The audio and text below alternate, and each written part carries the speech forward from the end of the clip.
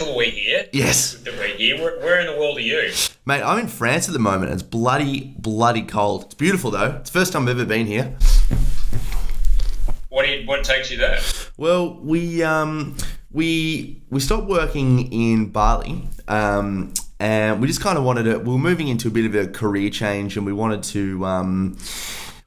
We wanted to try to find a place essentially that could deal with the financial capabilities at the time. So we found Trusted House Sitters.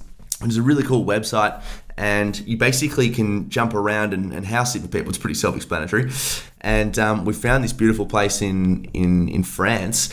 And Siobhan can ride horses and I can speak French. So it was just like a really cool way. It's like a farm out here. So it worked well, and we're just sitting here and get to write and get to speak some Francais and eat some baguettes. No pun intended. Très bien. Yes. Very bien. Très bien. Yep. In fact, a whole lot of biens. No, that's a whole lot of bien, yeah. I was out riding with my mate Luke Heggie this morning, who's a stand-up. And I've known him since I was 8. I'm very grateful to that. But his wife is French, and he speaks fluent French. He's a stand-up comic, and his kind of persona on stage is he does a lot of construction work. Yeah. So his persona on stage is kind of like a very well-read tradesman. Oh yeah. So he puts a bit of mayo on it, speaks with a bit of a drawl. Yeah, which is what you need. Very clever man. He's got 2 master's degrees. He's a very, very clever man. Yeah, jeez. And I was with him in Paris once, and he's like, "Yeah, mate, check that out." La la la la. And then someone says, "Pardon me, monsieur." Yeah. Exactly. And he just went, "Boo!" And he went straight into French, and didn't miss a beat, and giving directions. No Google Maps go like. And if anyone's ever been to Paris, it's a freaking rabbit warren, yes? Yeah. They're a product of the Enlightenment, but they were not enlightened about their street design. And it's like, second on the left, and then you go past the statue of the pigeon, and then stop hearing like blah, blah, blah, blah, blah, blah, car, blah, blah, blah, hotel, blah, blah, blah, blah, blah, blah, blah, statue. Get up to like a few words here and there. I'm just listening to him describe it. I wish I were bilingual. I'm only monolingual. Yeah. That's it. I can say yes, no, please, and thank you, and I'm vegan in a few different languages, but that's about it. Yeah, okay, yeah. What about Hebrew? Can you speak? Where's the toilet? Oh yeah, well that's the most important one. Yeah. I just can't say that in English. Donde está el baños? Oh yes. Do you know that's really interesting? I went to Mexico, and that was the only thing I learnt in I used to say Mexican. That was terrible. I mean in Spanish as well. What you just said, but I remember the baños part, and geez, that got me out of a lot of issues. Yeah, Montezuma's revenge. Yeah, it was good. Yeah. So how's the podcast going? Good, mate. It's going really well. It's obviously just a slow plug, but obviously like yourself, it's great just to it's just really fun to get to speak to people, and yeah, just to open up about it. And my podcast is not, necessarily, it's got kind of like a 3 thing about the mental health side and spirituality and the authenticity approach. But I guess kind of every podcast is about that, really, just getting to know someone and having a chat. And I don't have any sort of frame of reference because I've not done a whole lot of TV. I've been on Neighbours a few times. I was in Miss Fisher Murders, actually, and I was on Glitch as well. Deliberately? Were you deliberately in Neighbours? Well, I was extra. I was an extra, but I went for the food. Let's be honest. This is an authentic podcast. Mate, let's be honest. Craft services when it comes to drama production is no joke. It is no joke. My God. Not the same with reality. Yeah. But when it comes to drama production, if they don't have the food on point, man, it's good. It's good. Unbelievable. We were on holidays in Hawaii a couple weeks back, and my kid is obsessed with Hawaii 5-0, and we through mates of a mate and a friend of a friend and an email here and a few texts there and some hustle and some luck, we managed to get on set and have a visit. And there's there's coffee cart, and there's that water, and there's room temperature, or there's ice water, or there's Evian, or there's Fiji water, or, you're celiac. We heard you're celiac. Can we make you something? Yeah. No, I'm good. No, I'll just take coffee and we'll just watch. Yeah, that's right. Yeah. It's extraordinary. But I'll have some of that 90-degree room temperature water, please, if that's all right. This water's 87 degrees. Oh, this is just ridiculous. I know. I'm out of here. Yeah. In my trailer. This is... You'd never get this in Australia. Nah, hell no. I got... You were saying before about the scooter in Bali. This was like on the... Oh, God. This would have been like the third last day. We were driving, as you do, driving illegally. I can say this. It's an authentic podcast. I made that joke twice, but we'll keep it in there. And obviously...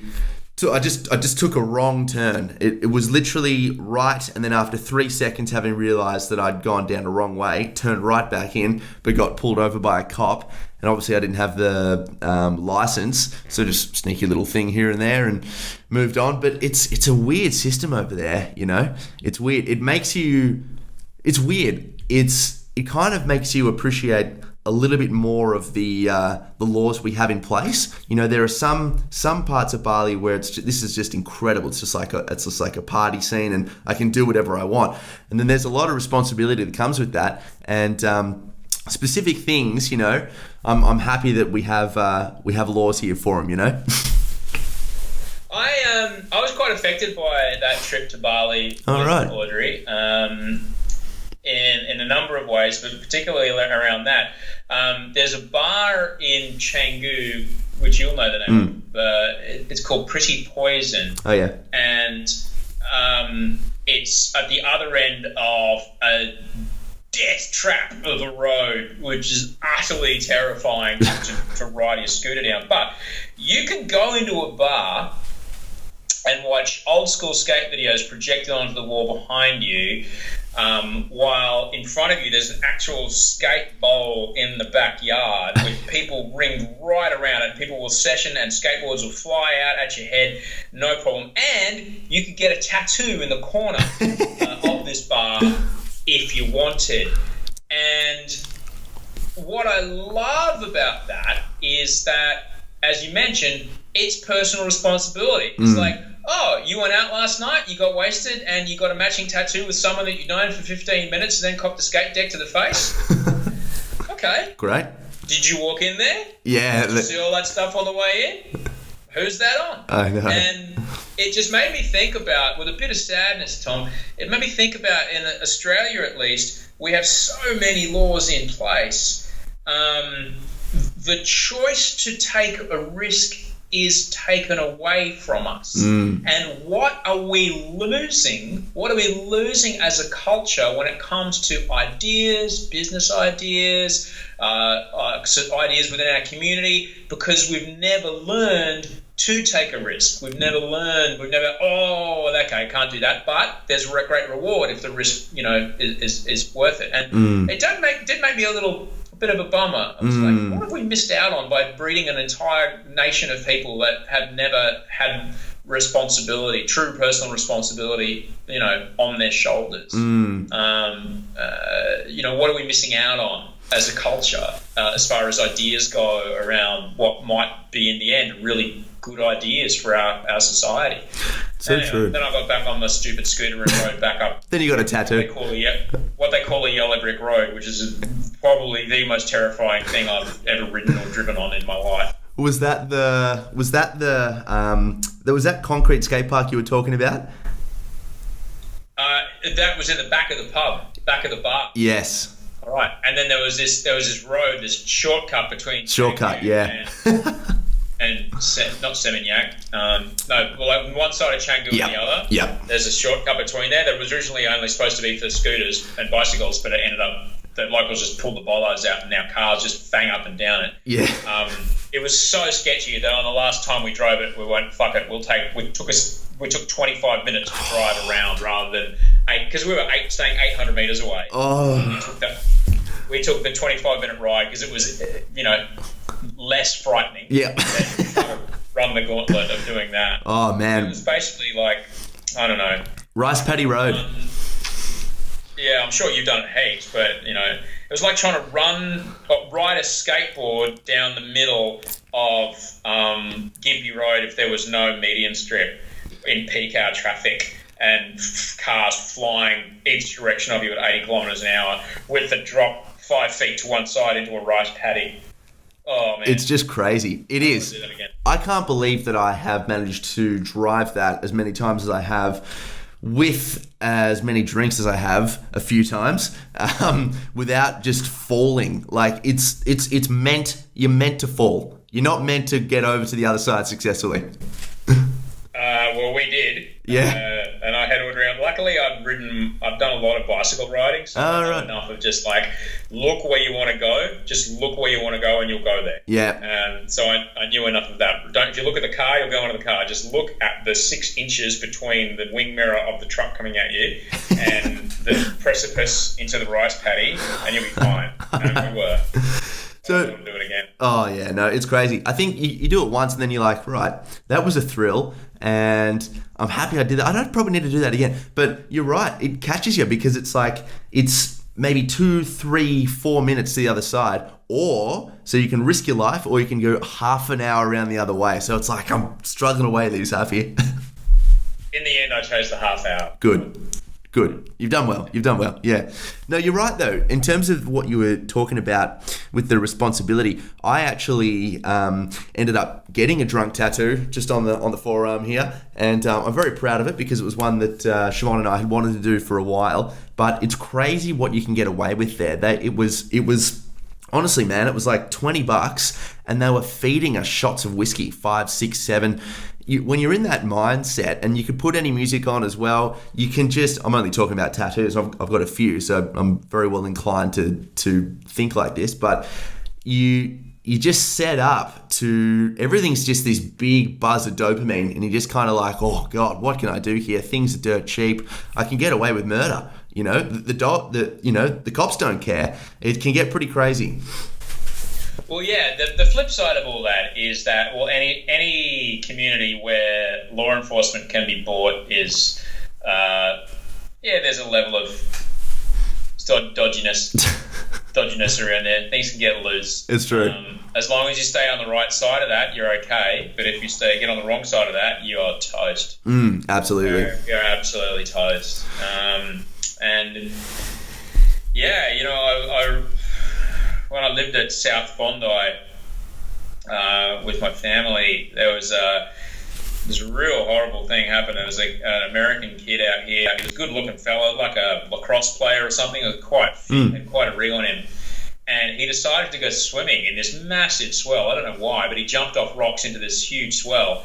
I think they saw him dive under one wave, and then he was okay, and then he vanished. But for 3 straight days, the Westpac rescue helicopter hovered in front of our house for about 45 minutes to an hour at a time, 3 times a day, searching for his body for 3 straight days. It's crazy. And, well, part of me is like, I'm pretty grateful that we live in a country where they will spend, helicopters aren't cheap. Yeah. But they'll spend that much money and that much time and allocating a resource to a person who came to our country, not even a native of our country, to search for him.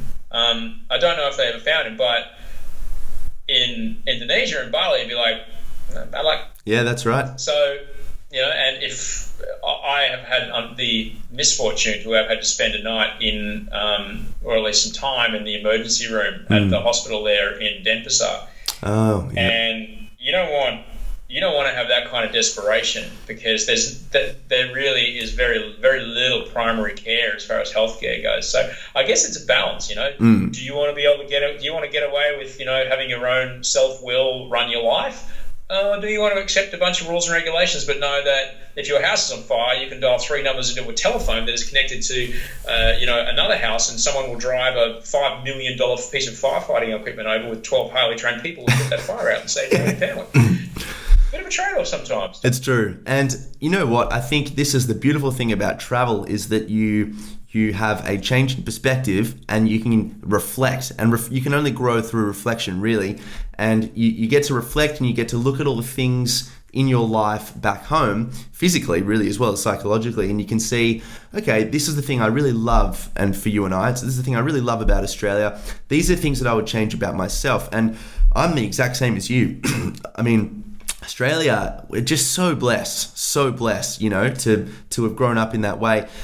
What I would change is probably the responsibility to take on myself, to take more responsibility, you know, but it's that's all they have in Bali, and the opportunity to really get out of that area. I met a little lady who did our laundry. She was lovely. She was very little, she wouldn't have been more than 5 foot, and you know, just paying her the amount that we did, that she would ask for, it was $2 Australian for a huge heap of laundry. And you think about how much the business has to make for that to be, you know, making some sort of money for it, and then how much then she would get paid for it. She'll never see, at least as far as I can tell, outside of that little area of Bali, of Canggu. It's on the border of Seminyak, and yet she was the happiest thing in the world, and it really confused me for a long time. But her responsibility was in doing the best job she could at that laundromat. It was amazing. Yeah, I had it is, you know, we sound like a couple of privileged white guys. Yeah. Oh, you know, mate, have a $10 note. I question. Obviously, I'm, you know, got someone who got brought up with materialism as you know, the religion and the doctrine. That's where we are as a society in modern westernized culture. And when I lived in America, that was definitely the case. And you know, I think sometimes, what does it bring me happiness? The answer is no. Do I want to, you know, purchase things that bring me happiness? I don't know. What brings me happiness? I guess things that bring me utility. Yeah. Bring me happiness. That's kind of it. As far as, you know, I'm not hanging out to buy a certain kind of watch. I'm not hanging out to buy a particular kind of sunglasses. I used to be. I'm not anymore. And I don't know if we as a culture have got it 100% right as far as the whole buying things will make it better promise, which, you know, I'm not going to pan around the room here, but in the office, and just to the left of me there's this massive pile, because I'm mid Marie Kondo of my office. I'm looking for things that spark joy. Oh yeah. Let me tell you, you know, there's a bunch of shit that I didn't need to buy that has followed me around from house to house. And, you know, I think about those raw materials, you know, the energy that went into producing those things. Oh, I know. What are they going to do now? Are they going to be landfill? I don't know. It's I don't know if we've got it right. You know, people like we're caught, I think, in our culture, you know, to somewhere between wanting what your lady that did your laundry has and, you know, trying to get it by buying shit. Totally. Well, and I don't know if we've got it right. I think I went down this road really quite aggressively in moving to Bali, because I'd lost my identity, and I'd struggled with mental health, and can't wait to get into it, obviously, before that. And then I came out of that and was like, right, I really want to help everyone, and I want to, you know, rid the world of anxiety, and I want to change the global perspective. And then I moved away from competitive sport with CrossFit and football for me, and then wanting to do that stuff, which is what was the MindMate essentially. It wasn't just the podcast. And I moved away from Bali, and again, through reflection, I was looking back and I was like, wow, I was the same person. I thought I'd changed, you know, but I was only going to be happy when, you know, for AFL, or only going to be happy when, you know, ridding the world of anxiety. I moved away from that, and I was like, you know, you don't have to do anything. And what came of it was a bit of an existential crisis, you know, because it was, I essentially came to see that I was identifying myself through the external world, and I didn't know, not that I essentially believe that you always have an identity, everything changes in this universe, but I'd moved away from that and had to really go inward, because there's lots of stuff that was still bubbling below the surface. You know, my OCD wasn't entirely perfect then. I still was having a panic attack every now and then, although I was just more comfortable talking about it, you know. But you're exactly right, man. It's how you feel on the inside when no one's there. I mean, can you sit in a room just by yourself and be happy, you know? Or do you need things outside of yourself to validate those holes? Yeah, and at the end of the day, you can't take any of it with you, man. None of us is going to get out of this alive, and you can't take any of that stuff with you. So,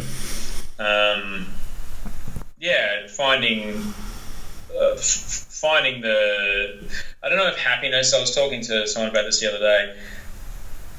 There's happiness and there's, you know, contentment.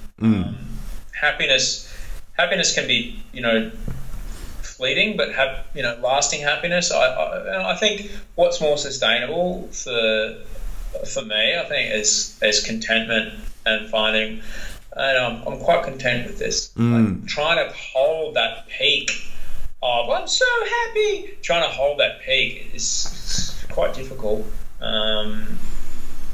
Just trying to be content with your day and what you've got, and you know that might be more of something to aim for. And, you know, the path to that is, you know, I guess, you know, an effective path to that is in helping others, and that's pretty much it. Buying stuff doesn't really last very long. And I imagine you'd learn. I've never struggled with addiction before, but I'm sure you would have learnt that idea about contentment, because, you know, that moving to, and yours was out with alcohol from what I understand, but stealing the happiness of tomorrow, as a good friend of mine used to say, and being on such a high, or more or less it was depressant, but then feeling that extreme low at the same time. If you find that contentment, you find essentially what the Taoists were talking about, really, isn't it? With that balance motive. Alcohol was you know, I'm not a special snowflake, unfortunately. I dealt with my anxiety in the same way that many men deal with their anxiety in my country, through alcohol. And, you know, for a while it worked. And after a while, though, the amount that I needed to feel anywhere near normal or accepted or okay, it just became unsustainable. And the way I describe it is that I guess a way to describe it that would, if no one's ever had a problem with addiction, is that in the same way that some people have an allergy to peanuts, and even the tiniest bit can stop them breathing, I have an allergy to alcohol, and that the tiniest bit changes my brain, changes my decision-making process, and I'm no longer in charge of my choices. And it triggers I have an allergic reaction, I guess that's the best way to describe it. I start to change, my personality starts to change, and things that I would otherwise not be into or want to do suddenly become great ideas. And good point. Started to become quite a problem.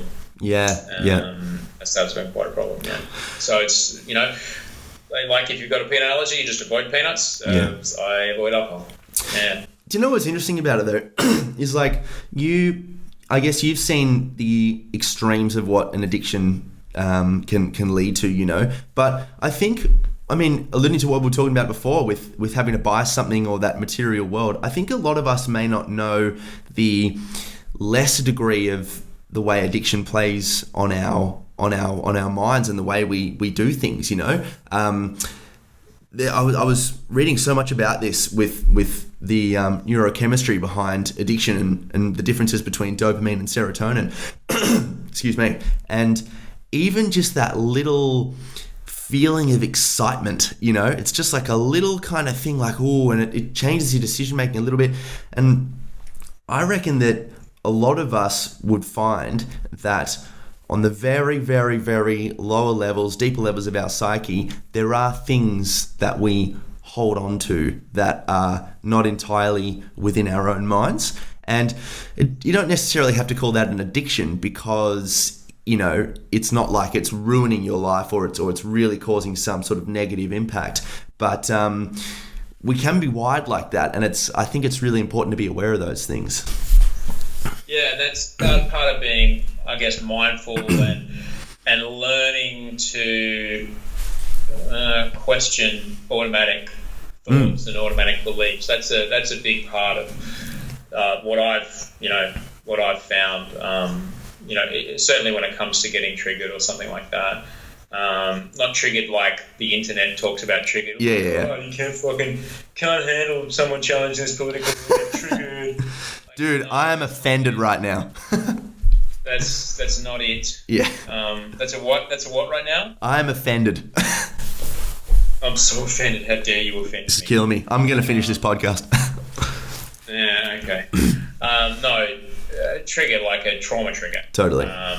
So when that shows up and my body remembers, and my body then reacts, knowing that, this is just a feeling in my body, it's not actually real. Even though the first time you felt it, it was an actual reaction to an actual thing. Feeling it now, you're like, it's just my body, it's just a bunch of nerves sending, information to a muscle in my stomach to tense up.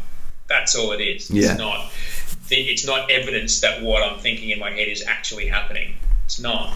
And learning to question those thoughts is important. And it helps you identify the ones that are perhaps distorted or false, and helps you replace them with more rational versions of what it is you're perceiving.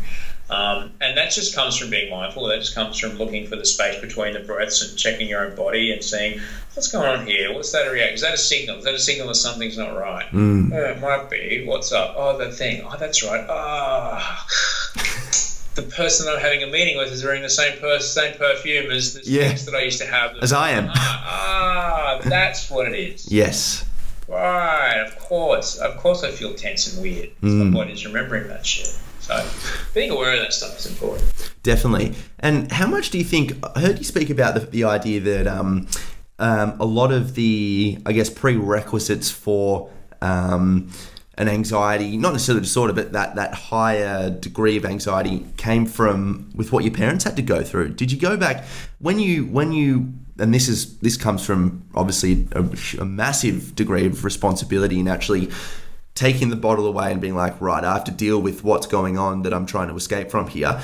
When you started to go into the anxiety disorder, how much of it was predicated upon what your parents had to deal with?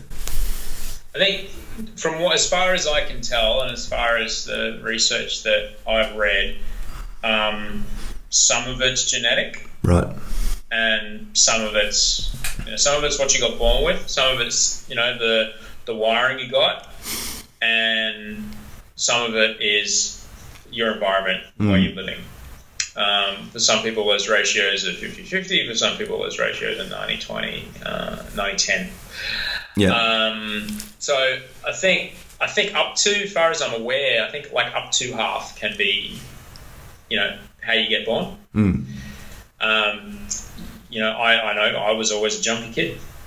This was. But it's then what gets done with that. You can be a jumpy kid and have a very super stable life and never have any trauma and learn how to control your nervous system responses and, have some emotional regulation skills up your sleeve, and then you have a pretty great time. Or if you're me, you just kind of run with that stuff and, jump at spiders and get into more and more heightened levels of anxiety over not much. And then search for ways to try and calm that, which is what I was doing. So, life is very different now, but I would say that, you're particularly referring to both my parents at one point were refugees, and there was definite trauma around that, about displacement and things like that. My mum when she was quite young, and my dad in his early 20s. And I've learned that if you have and this is scientifically proven, it's told to me by a psychologist who's very, very well versed in this, that if you have untreated trauma, that can affect you on a DNA level, and you can pass that on to your kids. So it's well worth getting your trauma sorted out, because everybody wants their kids to be happy and healthy, and they'll probably look half like you, but the genetic similarities don't end there. The way you're wired is passed on, as far as I can tell. It's at least half anyway. And so get your trauma sorted out, get it done, because it causes changes in your DNA that you'll pass on. So not for you, for many kids you plan on having. So true. It's so true. And there's so much wisdom to be gained about yourself by going inward. Do you have a practice for that allows you just to maintain that connection between mind and body and who you are on the inside? I try to get a meditation in every day, and I try to do a bit of reflection afterwards. It's either in meditation or with journaling that I just write stuff down, and that's usually the easiest way to get to what's actually going on. And why do I feel like that? Why am I cranky when this sort of thing comes up? Why is it that I always have a hard time? And I guess the other part of that is listening to people that know me better than myself, so namely my wife. Yes. Like my wife noticed a certain pattern of behaviour that I have, which I found really interesting, actually. She said, like, if you're in control, if you're the one that initiates the contact with the person you've not met yet, you're absolutely comfortable and calm about having a conversation. However, if you're just standing there and someone comes up to you, if you're not the one in control, if you don't initiate it, she said you shrink away like a turtle into a shell. Really? Damn, you're right. Yeah, if I'm not the one that initiates the conversation, it's not okay with me. So, how was it when I came up to you? Was it all right? I beg your pardon? How was it when I approached you in Bali? It was actually okay. Because you had a different energy. Okay, good. I think because you were mid-workout or something. You were, you had a gym upstairs, I think, and you had a different energy about you. So, and plus I was with Audrey. True. Which also helped. Good point. And I think she just spent 2 days telling me, just for fuck's sake, just people are excited to see you. Say hello to them. Yeah, right. Yeah, and so I think that day I've been like, hi, people who had, recognised me. I'm lucky that I have a job where people recognise me and I get to meet people from all different walks of life and all parts of the world that I would never, otherwise meet. And so I think it was the end of one of those days where I've been, trying to work on that as oh, hello, nice to see you. What are you doing here? Oh, that's fascinating. Trying to pretend that I was the one in control of the situation. Yeah. Well, the full disclosure was it my mate who was running, he came back up into the gym and he said, oh, Osher's downstairs. And I was like, fuck. And I literally said, fuck, I love that dude. And I just walked downstairs and I saw you, but you were mid-conversation with Audrey. So I did the classic, like when Abe Simpson walks into that brothel and then he just quickly walks back out again. So I just walked straight past and I was like, oh, I missed my shot there. I'll pretend like I'm looking over at the sun or something. And then when I turn around, I'll be like, oh, gosh, there he is. And I just nonchalant killed it. Oh, it's a classic. It's a classic move. The Simpsons are very good at that. Most people who haven't seen it, basically Bart is running a brothel. Yeah.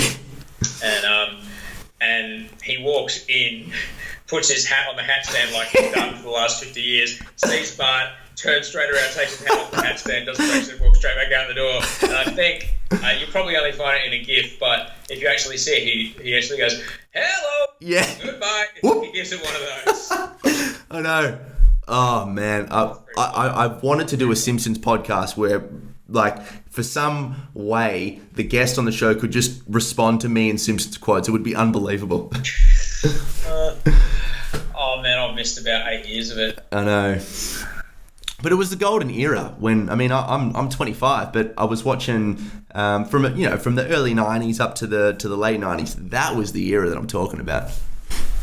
Well, it's golden era for you, but yeah, for some people who are, who are 20 now, they'll call the last 10 years their golden era. Very Whatever true. era is the one that you're got your full attention for. That's the best music that ever lived. It's True. the music that was the soundtrack to the formative moments of your life. Of course, people think, oh, no, man, mid-2000s emo, that's it. And that's wild, because in probably 10 years from now, like WSFM or your local gold radio station, 92 Gold or whatever it is near you, will be playing Panic at the Disco. Yeah. And we'll be playing Dashboard Confessional. Right now they're playing John Farnham and REO Speedwagon. Yeah. In 15 years they'll be playing Dashboard Confessional, and people will be like, that's right, yeah! Dad, I remember this. Whatever music was the music that was playing when you were going through those formative years of like those kind of breakthrough events, first party, first kiss, first sex, first drive, first holiday without your parents. Those are the songs that, when they come on the radio when you're 40, you go, fuck yeah, now this is music. Yeah. Yeah. It's not. It's just a trigger to a great memory, but that's what it is. That's so true. It is so true.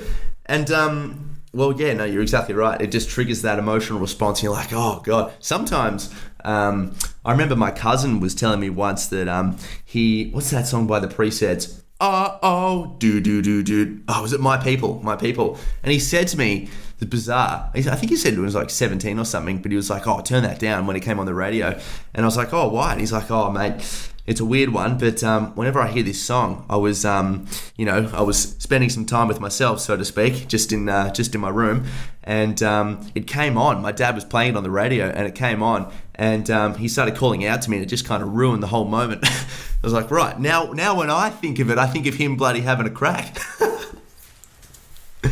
Boy, howdy. I know, It wasn't good. So now I hope that you start thinking about that too.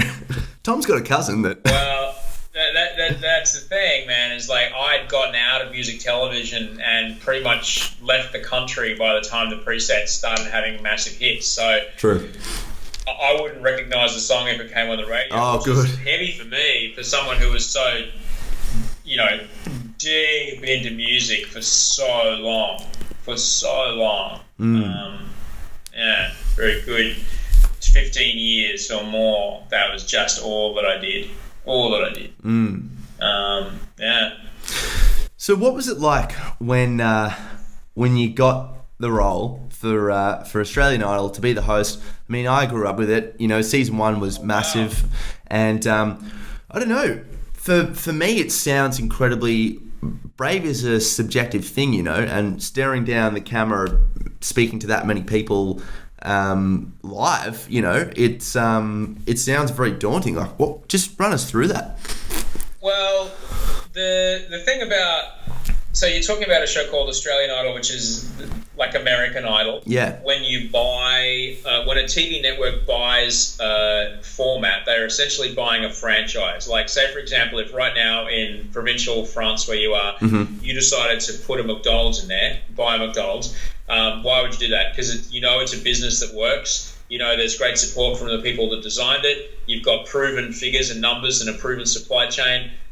They'll send you, when you buy it, they'll send you the recipes, they'll send you the logos, they'll send you the operation manual, they'll send you exactly how to run it. All you have to do is follow the footsteps and boom, that's your business, okay? So similarly, when you buy a format, you're buying a franchise, all right? So they give you the logos, they give you the music, they give you the format. It all comes in this massive, big, thick ring binder called a Bible, which tells you, here's what episode 1 looks like. Or like, say, for example, we were going to make, the first time they made Love Island in Australia, or the first time they made Married at First Sight in Australia. There's a Bible that comes with that, and it says, so when you're casting, you need, it's worked in some countries choose 15, some countries choose 22. We found the best number is 18 people. Right. And the best amount, so there's 9 boys, 9 girls. We find it best if there's this many baddies, this many goodies, and this many, whatever. And wow. So all that stuff is in this Bible. So anyway, the Australian Idol show was based upon the British format called Pop Idol. And the original format had 2 hosts, Ant and Dec, who are superstars of hosting and television in America, in the UK. They were originally actors on a soap opera called Byker Grove, and then they worked together. And They're lovely, lovely, lovely guys. And so they were the original version of American Idol had 2 hosts because that's what they bought. They wanted to replicate, because you basically want to go, okay, this worked in that market, let's just do it exactly the same because that's what worked. And, quickly, his name was Brian Dunkelman. Good name. Dunkelman didn't make season 2. Seacrest took it out. But with our season, they were looking for, a 2-header. And James Matheson and I were working on a music television format called Channel V, which is a cable TV channel. And we were working on Channel V at the time. And so we were 2 guys that were used to live TV. And at the time, Channel V was just, we were flying around the world doing reports from backstage at the biggest festivals on the planet with access to all areas passes around our necks. Wow. And I was 28. And Jimmy was 25, 24. It was just extraordinary, right? And so then we got approached to do this gig, and we had known how massive a success Idol had been, both in the UK and America. So, of course, we knew it's going to be a big show. 100%. And what was interesting is that we had, for the last few years at Channel V, been doing, all we did was live TV. And because we were cable, we were kind of looked down upon from the tenured TV people at the time, because we were playing in our little cable box playground, but it's not real television, right? But we were making 20 or 3 we were making 15 hours of live TV a week. Jeez. You don't get to do, 1 live cross a year if you're lucky. Yeah. TV. We were doing 15 hours of it every week. All we did was live. That's crazy. So it was, I remember one of the producers came and said, so we're going to go live, okay? So that means if you get it wrong, you can't do it again, okay? We've just come off tour with Channel V doing a show every afternoon for 2 hours on a satellite dish in front of 800 to 2,000 people every day. We'll be all right, mate. Yeah.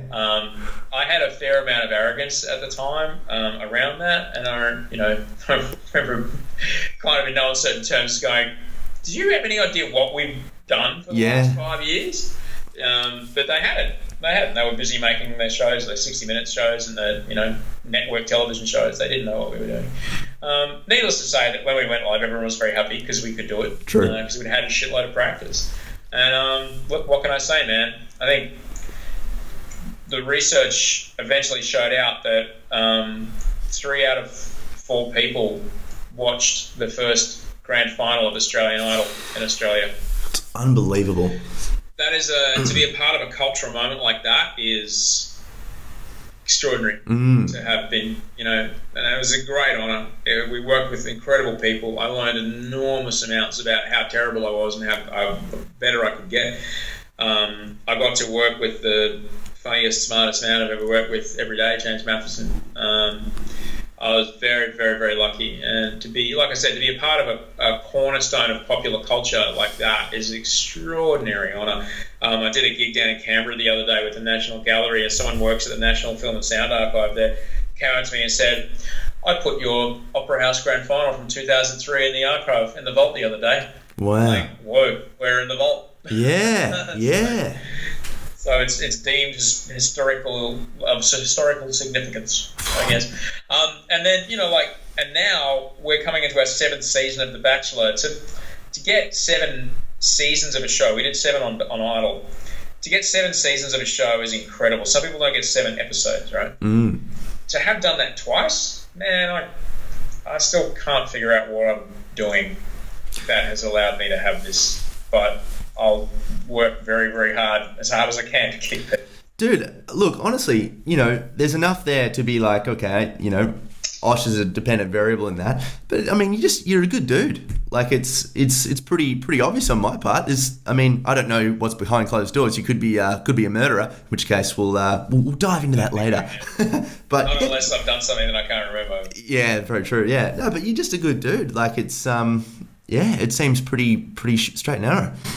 I think that's, I've been working in the broadcasting now for 25 years, and my kid was asking me this the other day.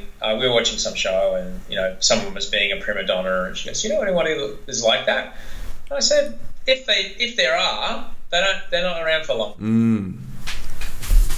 Very true. You're going to have to be so good at what you do that people will put up with your shit. But there's maybe 2 people in Australian broadcasting that get away with it because of the amount of money they bring in. Right. Everyone else, like, if you're not a good hang, if you're not okay to be around, eventually they'll find someone else to do it, because people don't want to go to work with that energy. It's like any workplace. It's like any workplace. If Jeff in accounts is just a prick to everybody, he is. Like eventually it's like, Jeff, we've decided to restructure, and your job's no longer required. Yeah. What was it? Something I said? It's just like, the fact that everybody wants to be at a desk as far away from you as possible might have something to do with it, Jeff. So true. So, Osh, in terms of, I was watching an interview that you were talking about your book, so we'll move on to that, the book just quickly again, and you were saying how important taking care of yourself is, and it's amazing for me. I mean, it's not necessarily amazing because it's something that I only found with going through the same thing, with OCD being probably the biggest contributor to it, and anxiety, but just how much better your life can be when you get up every morning when the alarm goes off. You take care of your exercise. You exercise a lot. You eat healthily, and you have a purpose, and you take care of your mind as well. How much of your mental health was bettered, I guess, by those simple tricks? Because a lot of people feel like when they're in the shit that it's just them, and we know the neurology behind it, that it's just them, and that they've tried all those things and nothing's going to help them. I would say that, and I can say this because I've done it. In the same way that you don't accidentally appear on the front cover of Men's Health magazine, you don't accidentally or just by itself have great mental health if you've shown that you need to put a little extra work in. Right? It takes work, but it's worth it. I was on meds for a long time. Many years, and all kinds of meds. At one point, apparently all of them. And I'm currently not on meds, but there's a very big difference between not taking your meds and not needing to take your meds. And to keep not needing to take my meds, there's some things that I need to do every day, in the same way that, I don't know, someone who's diabetic needs to be aware of everything. I only recently got diagnosed celiac, so I need to be aware of what I'm eating so I don't get cancer of the duodenum, right? It's just something that you need to do. And if you've got a brain that, is a little, has a penchant for wanting to run away with itself every now and again, there's some things that you can do every day that will improve that. And those things can be, multitudinous, but at the least, if you're not feeling valued, if you're not feeling that you have meaning, if you're not feeling that you matter to somebody, if you're not feeling your work has purpose, if you're not feeling safe, those things are all going to impact your mental well-being quite extraordinarily. And these, hopefully, unless you're in a war zone, you can do some things about that.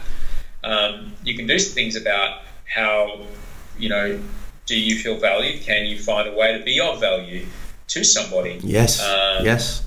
Can you, do you feel you're worthy? Can you find worthiness within yourself? Do you feel that your work has meaning?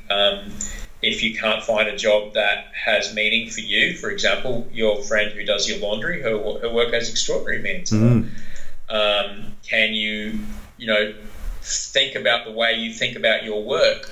Like, you might, I don't know, it's a job that I can't live without, and it's a job that somebody does, and it's a job that someone pays their wages with, puts food in their kids' mouths with. Like, say you could be a cashier at the supermarket, right? And you might just sit there going, boop, I hate my life, boop, I hate my life, boop, I hate my life. Or you could go, look at this, I'm helping every one of these people feed their families. I'm helping this person make healthy choices about that. This might be the first day of their health kick, and I'm here to make sure that they have a great time and that they're on their way.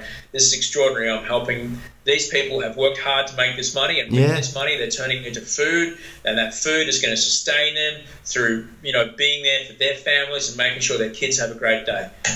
All right? That's what that job can be if you want it. But you've got to actively think about it that way. So those are some things, but there's also things that you can do internally to make sure that you're going to get the best chance. And if you're not feeling safe, then find a way to feel safe. True. And that might mean thinking about your relationship, thinking about where you live, finding maybe ways around that if you can, if you're able to. Then there's also things that you can do every day. Moving your body has an incredibly positive effect on your well-being. There's research out there that weighs it up against antidepressants. I would recommend you go and search that out. Stimulating the dopamine, serotonin, and norepinephrine in your body by working out. I prefer to do so in the morning. It's easier for me to lift heavy, and in lifting heavy I feel better. So I used to just ride bikes, but then I now lift things. And being mindful of your thoughts, and like we were talking about before, not necessarily questioning every thought, but just being aware of being able to be in observance of the thoughts and just check them, just double check them. And sometimes I go offshore. I go, hey, honey, that thing that I said to that person, did they react funny, or am I thinking that? She goes, you're thinking that. So, okay. And that way I kind of know. Sometimes I have a hard time telling. But I write a gratitude list every day. I write down all the things that are swirling around in my brain, whatever I might be fearful of. I write it down every day. I challenge those things, with my hand, with a piece of paper and a pen. I challenge those things if I need to. I write down, what I see for myself, and what I'd like to get done in that day, what I did good in the last 24 hours, what I'd like to do better in the next 24. All these things I do every day, and sometimes I have to get up quite early to get them done, but when I don't do it, I miss it. The other thing that I think is really, really, really important is prioritizing sleep. I've done my fair share of field testing on how drugs can make you feel, good or bad, and I would like to say that categorically nothing feels as good as 8 hours. It's true. Ooh, 8 hours of sleep, man. Oh, yeah. That's the one. Yep. That's the one. 8 hours of sleep with a bit of toast. That's the one. So prioritizing sleep can go so far to improving how you feel through your day. And look, if that's what you need to do to get by, then that's it. You might then only have 23 other hours that you've got to get your shit done with. But the life you get to live because you are so deliberate and have that discipline just puts multiples of effectiveness and satisfaction on top of what you would have had otherwise. And I can only say that from my experience, that's what's happened. Yeah, it's great. And I think it comes down to the ability to recognize that you are an individual that has needs, but could also potentially cultivate dreams as well. We live in a world now, this is something that Viktor Frankl spoke a lot about, where, the need to survive all the time has essentially been, the very least in the Western world, has been eradicated completely, where, I say this all the time, but the worst thing that we have to deal with is poor Wi-Fi, and for our grandparents to even be able to conceptualize Wi-Fi is just beyond any form of idea that they could think of, but we live in that world,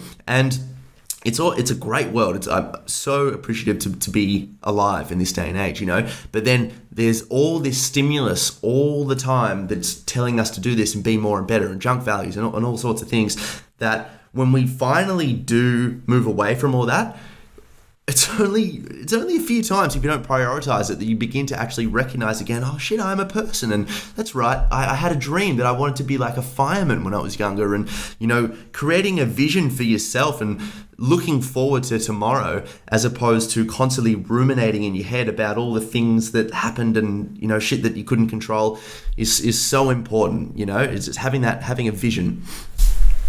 Yeah, I would absolutely agree. Viktor Frankl, actually, there's many things in that book that he wrote, Man's Search for Meaning, that really stood out for me. And I think there's two that are really powerful. Number one is, it's how the greatest power we have as humans is how we choose to think about things. Having had a brain that got quite sick and I wasn't able to make that choice, being able to do it again is, it's fabulous. The other thing that he said, which is really good, I think he was quoting his grandmother, that there is no such thing as good or bad weather. There is no such thing as bad weather, only inappropriate choice of clothing. And I thought that's some deep wisdom, right? Yeah. And I've heard it prophesied that there's no such thing as bad surf, only inappropriate choice of surf craft. Oh, very good. Yes. Also a very, very good one. That'll be the takeaway. The surf is the surf. The waves are doing what the waves are doing. All right. What you choose to go out in them, or if you choose to go out in them, that's what makes it good or bad. You could, if it's not just like a perfectly peeling left-hand sand bottom bank with nobody on it, or it could be a junky onshore, crumbly swell. But if you've got a surf mat, you're going to have the best day ever. So true. It's all about. It was Dave Restovich that told me that. It was very clever, man. Reminds me of a Buddhist story where there's like an old farmer and he he's working there and one night his horse runs away and a couple of people come up to him and they say, oh, you must be terribly depressed, your horse ran away. And he says, oh, good, bad, who knows. Then the next day the horse runs back to the farm with 20 other horses and they're like, oh my god, the horse brought back all these friends, now you have all these horses to work with, it's amazing luck. And he said, good, bad, who knows. And then the next day his son jumps on one of the horses and when he's riding he breaks his leg, falls off the horse. And the people come up to him again, all the worried other farmers, and they say, I can't believe it, you're that all those horses, one of them your son jumped on and he broke his leg. That's terrible. And he said, good, bad, who knows. The next day the army people come along that want to conscript the son, and they choose not to because he has a broken leg. And it's just a really great idea that you never know how things are going to play out when they play out. And the better we can get at just finding the stillness within ourselves, the easier we're going to live a better life. We really are. I would agree with you, Tom. I would agree with you, but that stillness does take work to get to. Does.